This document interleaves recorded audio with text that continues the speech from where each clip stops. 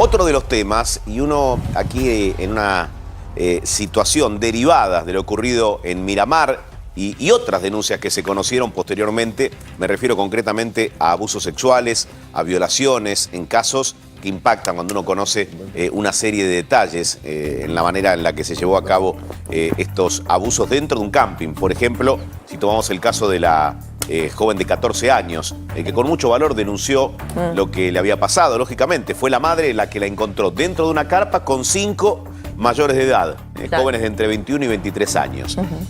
¿Cómo es esto del ataque en manada? ¿Cómo es este abuso sexual grupal?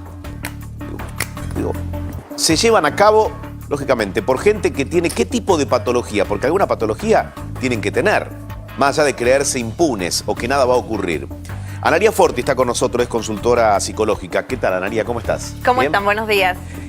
Contanos, a ver, ¿cuál es tu primera mirada sobre el caso de Miramar? Otro caso de Villa Elisa, una joven de 15 años que también denuncia que 7 hombres encapuchados se la llevaron y la violan en un descampado. A ver. Tenemos 2 aspectos para abordar en esta cuestión como para plantearnos. Uno tiene que ver claramente con un atravesamiento, una cultura claramente patriarcal, machista, donde está instalado que el varón tiene una supremacía, una superioridad por sobre la mujer y puede disponer libremente de su cuerpo. Un dominio. Un dominio absoluto. Tiene una imperancia, no aceptando nunca el no como una negativa. Hay una libertad absoluta de apropiarse y de disponer del cuerpo de una mujer, descartarlo y usarlo. Y esto constituye para determinados varones el ser hombre. Y por otro lado tenemos una cuestión importante para abordar también que tiene que ver con la educación. ¿En qué valores se está educando? ¿Qué pasa con la socialización del varón? ¿En qué términos se está socializando? ¿Cuál es el respeto por el otro? ¿Cuál es la consideración por la mujer? Y como un agravante y como un elemento que lo que hace es potenciar la situación, hay toda una problemática que tiene que ver con el consumo de sustancias. Enseguida quiero que me cuentes cómo son esas conductas, si ha cambiado un poco el modo en el que nos posicionamos como adultos ante este tipo de situaciones, ¿no? Antes se justificaba absolutamente todo. Cuando digo antes es 5 años atrás. De estos temas no estábamos hablando hace 5 años atrás. Muchos casos donde no trasciende por una cuestión hasta de la familia cerrada, de otras estructuras. Tal cual, de autoprotección de la familia. La familia se cierra y deja esto dentro de lo que es el ámbito doméstico, el ámbito de lo privado. Pero sí, sin lugar a dudas que es histórico.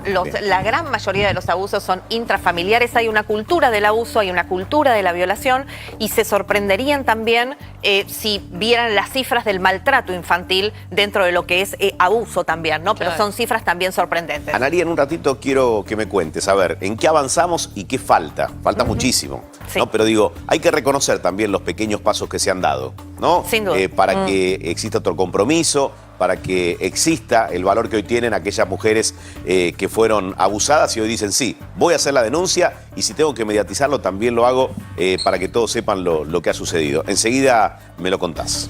Analía, ¿qué hemos logrado hasta ahora y qué falta? ¿Cuál es el mayor desafío que tenemos por delante? Hemos logrado visibilizar, hemos logrado llegar a esta cuestión de comunicar, de denunciar, de decir, de nombrar, de afirmar que el no es no y que debe ser respetado. La mujer salió del lugar del silencio y de la naturalización de los abusos sobre ella. ¿Qué nos falta? Nos falta, yo te diría, la parte que complementa esta situación de visibilización y denuncia. Nos falta trabajar y profundizar el trabajo en la cultura patriarcal, porque si hay algo atroz, Eduardo, y te diría algo para dejar claro, hay que entender que la agresión sexual es un atentado contra la dignidad humana de la mujer. Claro. ¿Sí? Es de un impacto brutal en su autoestima que marca y deja una huella en su vida. Sí. Entonces, es decir, me creo con el poder suficiente para avanzar. Absolutamente. Y cuando escuchamos habitualmente, porque lo estamos viendo en otros casos y en este también, que se cuestiona a la víctima, vos fíjate, Eduardo, que hay algo puntual. Si a vos te roban el auto, nadie te va a decir, pero a vos te parece, Eduardo, dejarlo estacionado en ese lugar, pero es automático. Una mujer es abusada sexualmente, es agredida sexualmente y la primera pregunta es ¿qué hacía ahí a esa hora en ese lugar o vestida de tal manera? El cuestionamiento a la víctima... cada vez menos, si se quiere, porque yo creo que una parte de la sociedad ya empieza a reaccionar de otra forma. pero todavía hay un pensamiento arraigado de ese tipo. Sí, claro. Lean las redes y se van a dar cuenta las barbaridades y las atrocidades que se leen. Sí. Y hay una cuestión importante. Esa cultura patriarcal que tiene atravesada a toda la sociedad es lo que de alguna manera sigue favoreciendo la socialización de varones de esta manera. Cuando nosotros pensamos en esta situación atroz de una violación en manada, de una violación grupal, tenemos que entender que lo que está sucediendo en ese momento es una demostración de poderío. Es el montaje de un espectáculo entre machos que lo que están haciendo es medir su potencia. Y hacia eso quería ir. 5 jóvenes en una carpa, quizás uno sí, otro cerca, que ejercen su poder, digo, porque corporalmente así se establece entre un hombre y una mujer, porque además al ser en manada es otro el carácter de toda la situación. La pregunta es esta, digo, ¿cómo definís el perfil de estos jóvenes que en algunos casos admitieron haber formado parte de eso, pero que la relación fue consentida, o que no sabían que se trataba de una menor de edad? Digo, ¿esto suena a estrategia del abogado, de los abogados, o a una defensa natural de quien comete una violación? Eso es una estrategia legal absoluta, claramente. Y hay una cuestión que hay que tener en cuenta. Cuando se plantea esta situación, esto no es algo que surge en el momento, esto es organizado, es premeditado. Hay un goce que tiene que ver con esta cuestión entre machos, entre ellos, de cazar a la víctima, de cazar a su presa y de disponer del cuerpo de la mujer. Esto está premeditado, el poderío se ejerce de esa manera. ¿Hasta qué? Vos me decías, ¿qué falta? Falta algo que se está logrando, pero falta mucho trabajo, Eduardo, todavía. Es necesario desarticular y deconstruir la justicia patriarcal. Es necesario que se capacite a jueces, que se capacite a fiscales, que se capacite a los abogados en la perspectiva de género para que comprendan qué es lo que están jugando. ¿Sabés en qué pienso? La salida de los imputados que hoy están detenidos de la Fiscalía, cuando declararon por más de 6 o 7 horas, los familiares que estaban allí, no los señalo, no los culpo de nada, pero quizás es una reacción lógica de un pariente, de un familiar. Pero poco menos que se los colocaba en el lugar de víctimas a ellos. Pero es que absolutamente. Es decir, fíjate cuánto hay que resolver, cuánto hay que cambiar todavía. Ya volvemos con más, ¿eh?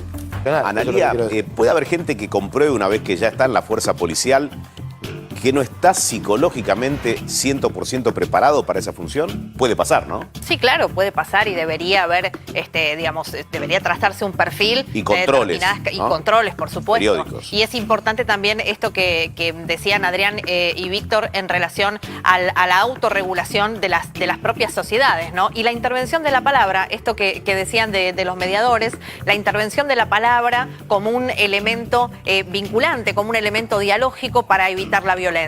Ahora, cuando esto es transgredido y no funciona, aparece el hecho punitivo. O sea, la palabra y el modo, ¿no? En el que se dice o se da la orden. Absolutamente. No nos olvidemos que la palabra es lo que nos define como humanos y eso es lo que permite que nosotros podamos interactuar en una convivencia social. La violencia y lo punitivo siempre es la última instancia, debiera serlo. Muy bien. Forti, ¿algo le quiere preguntar? No, le iba a preguntar por la paz social. Paz social, mira. La casa 3, que es la que va a estar transitada por Júpiter este año, tiene que ver con los hermanos y vecinos. En lo que sería un país, tiene que ver con los hermanos, digamos, de los países limítrofes. Como realmente están llegando un montón de personas. Para mí la paz social tiene que ver con que encontremos la manera de aunar toda esta energía, ¿no? Porque hay mucha gente que todavía sigue pensando en que no, que por qué vienen extranjeros y demás. Y la realidad es que está puesto en nuestro prólogo de la Constitución, que es para todos los hombres del mundo que quieran habitar el suelo argentino. Con lo cual, si Júpiter está transitando esa casa, que es el rey de los dioses, creo que podemos ordenarnos a nivel todos aunados y eso también va a traer mucha paz social. Cortito, Sac.